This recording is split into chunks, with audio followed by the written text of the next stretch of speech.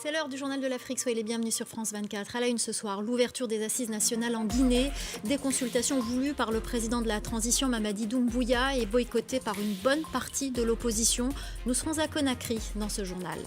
Nous poursuivons notre série en République démocratique du Congo. Notre envoyé spécial Bastien Renouille a accompagné l'armée ougandaise en opération spéciale sur le sol congolais. Nous irons aujourd'hui dans le parc des Virunga où les militaires ougandais revendiquent plusieurs victoires contre les ADF.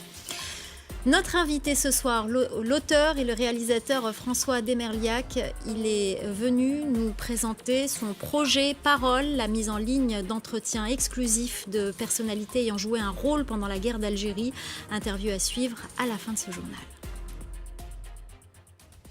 On commence donc par l'ouverture de ces assises en Guinée, une conférence de réconciliation voulue par le chef de la junte au pouvoir, le colonel Mamadi Doumbouya.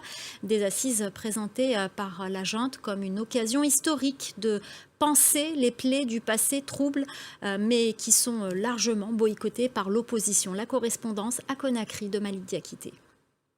Quelques leaders. La reprise du procès Sankara au Burkina Faso. Les audiences avaient été suspendues début mars après une requête des avocats de la défense. Les avocats des accusés ont la parole pour leur plaidoirie après 3 semaines de silence. L'avocat du principal accusé, le général Diendéré, a fait une longue introduction insistant sur la prescription des faits reprochés à son client. Maxime Mokom, ex-chef d'une milice anti-Balaka arrêté fin février et remis à la CPI la semaine dernière, a subi sa première comparution devant la Cour pénale internationale. Il est suspecté de crimes contre l'humanité, de crimes de guerre commis lors de la guerre de 2013-2014 en Centrafrique. Le compte-rendu de notre correspondante à La Haye, Stéphanie Mopa. Maxime. Nous vous emmenions hier dans le Nord Kivu où les forces armées ougandaises chassent les miliciens ADF pour restaurer la sécurité dans l'est de la République démocratique du Congo.